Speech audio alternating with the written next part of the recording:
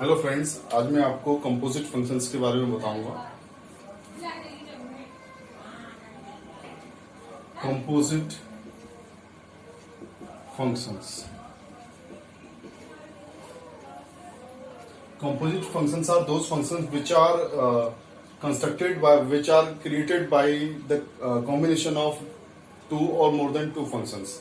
Basically we start here for two functions. ऐसा function जो कम से कम दो फंक्शन को कंबाइन करने से बनता है, वो आपका कंपोजिट फंक्शन होता है। कंपोजिट फंक्शन में मशीन की तरह होता है। जैसे मशीन होती है ना, मैं आपको बताता हूं। इसमें let f such that a tends to b is a function. ये कोई फंक्शन दे रखा है, एंड दूसरा फंक्शन दे रखा है आपको g such that b tends to c। ये दूसरा फंक्शन दे रखा है। जैसे मशीन होती है हमारी, आप मशीन के बेसिस पर मैं इसको समझाता हूं। देन एक फंक्शन आपको दे रखा है f such that a tends to b, first function. दूसरा फंक्शन दे रखा है g such that b tends to c, ठीक है। और पहला फंक्शन दे रखा है fx equal to y, and दूसरा फंक्शन दे रखा है fy equal to z, gy equal to z। तो मशीन की तरह काम करता है। जैसे मशीन है, मैंने दो मशीन ले ली। एक मशीन ये रही आपकी, तो ये f मशीन है और ये g मशीन है। तो आप ये देखिए, इस मशीन में कोई हमने प्रोडक्ट डाला, ठीक है। ये आपका डोमेन है सेट फंक्शन f के लिए। डोमेन है, ये कोई बॉक्स है। इस बॉक्स से हमने x एलिमेंट डाला है। इसमें इनपुट क्या रहा है इस फंक्शन के लिए हमारा x। तो ये x फंक्शन अंदर जाएगा तो वर्क करेगा, फंक्शन काम करेगा, वर्क करेगा। तो वर्क करने के बाद हमारा फंक्शन क्या बन जाएगा, प्रोडक्ट क्या बनाएगा हमारा fx। तो fx एलिमेंट यहां से बाहर निकलेगा, fx, और दूसरे फंक्शन के लिए, दूसरी मशीन के लिए ये रॉ मटेरियल का काम करेगा, इनपुट का काम करेगा। ये यहां पर जाएगा, दूसरी मशीन के लिए ये इनपुट का काम करेगा। तो ये मशीन भी अपना वर्क करेगी,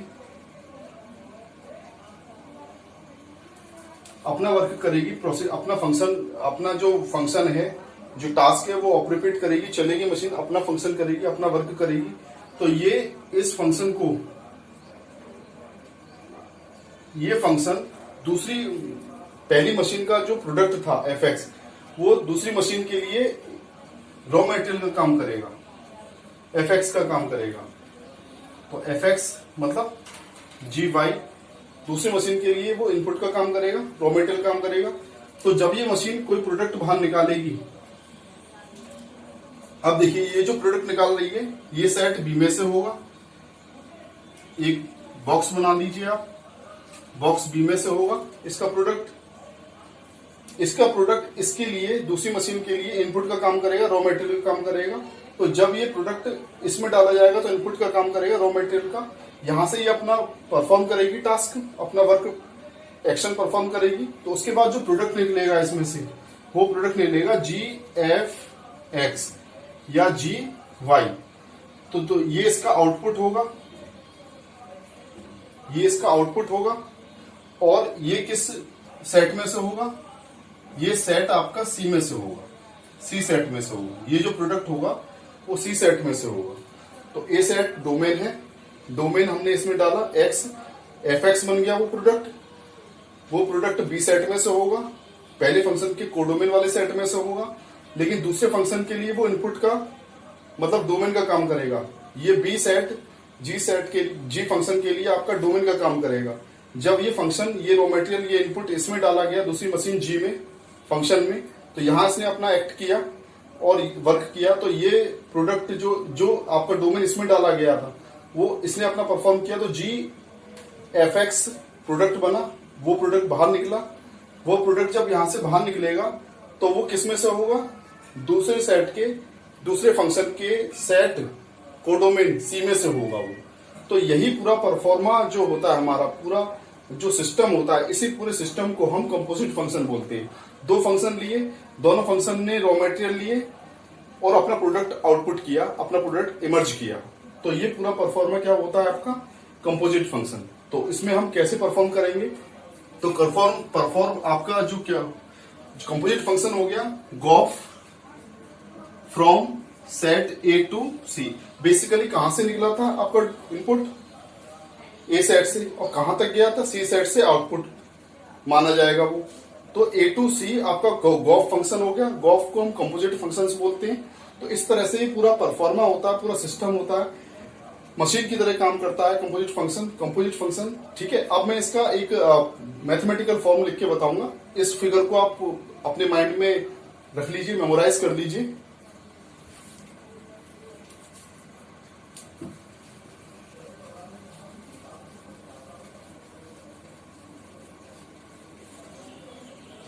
इसके बाद then and g o f is a function from A to C such that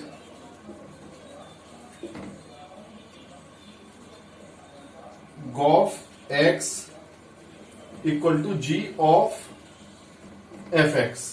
आप ऐसे समझ लीजिए, कोई फंक्शन दे रखा है हमारा, let f is a function from set A to B and fx equal to x square।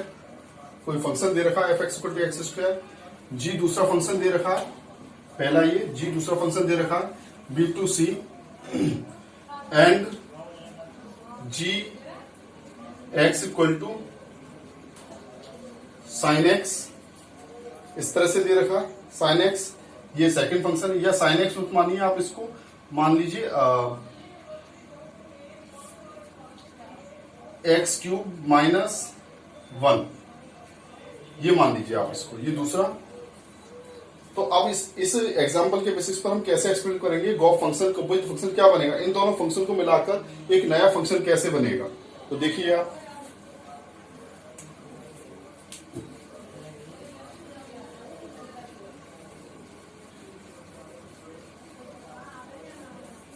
हमें फंक्शन एफ एक्स कितना दे रखा था, we have f x equal to x square. तो आउटपुट क्या होगा आपका, ये होगा। नाउ गॉफ फंक्शन क्या होगा हमारा, सच दैट ए टू सी होगा। एंड अभी मैंने आपको बताया g o f x equal to g of f x. पहले फंक्शन का जो प्रोडक्ट होता है, जो रेंज होती है, वो दूसरे फंक्शन के लिए डोमेन का काम करेगी। तो रेंज क्या है दूसरे पहले फंक्शन की, एफ एक्स। अब पहला फंक्शन हमारा क्या है, अब देखिए पहला फंक्शन हमारा f x equal to x square है। तो आप गॉफ एक्स इक्वल टू क्या लिखेंगे, जी ऑफ एफ एक्स की वैल्यू देखिए, एफ एक्स की वैल्यू क्या है, एक्स स्क्वायर, यहां लगा दिया। अब देखिए इसको नीचे लिख लिए, मैं नोट कर देता हूं अलग से। F x equal to x square है और g x equal to x cube minus 1 है। जी एक्स हो गया, जी एक्स की वैल्यू क्या है, एक्स क्यूब माइनस 1। तो जी एक्स स्क्वायर की वैल्यू क्या हो जाएगी, केवल हम एक्स को रिप्लेस कर देंगे एक्स स्क्वायर से। तो gof of x equal to आ जाएगा आपका जी ऑफ, ये आ जाएगा आपका एक्स स्क्वायर का क्यूब माइनस 1। देखो एक्स क्यूब माइनस 1 था, मैंने एक्स को रिप्लेस कर दिया एक्स स्क्वायर से, क्योंकि ये वैल्यू जी एक्स की और ये वैल्यू जी एक्स स्क्वायर की। केवल हम एक्स को एक्स स्क्वायर से रिप्लेस कर देंगे तो हमें कंपोजिट फंक्शन मिल जाएगा, ये हो जाएगा एक्स की पावर 6 माइनस 1। तो गॉफ एक्स, ये आपका कंपोजिट फंक्शन मिल गया हमें। गॉफ एक्स वो कितना है हमारा, x to the power 6 minus 1। तो इसी तरह से जब दो फंक्शन हमें दे रखे होते हैं तो हम उनके वैल्यू के हेल्प से, उन फंक्शन की इक्वेशन की हेल्प से कंपोजिट फंक्शन फाइंड आउट कर सकते हैं, फॉर्म कर सकते हैं। तो ये वीडियो आपको अगर पसंद आया हो तो लाइक करिए, शेयर करिए और सब्सक्राइब करना तो बिल्कुल मत भूलिए। थैंक्स।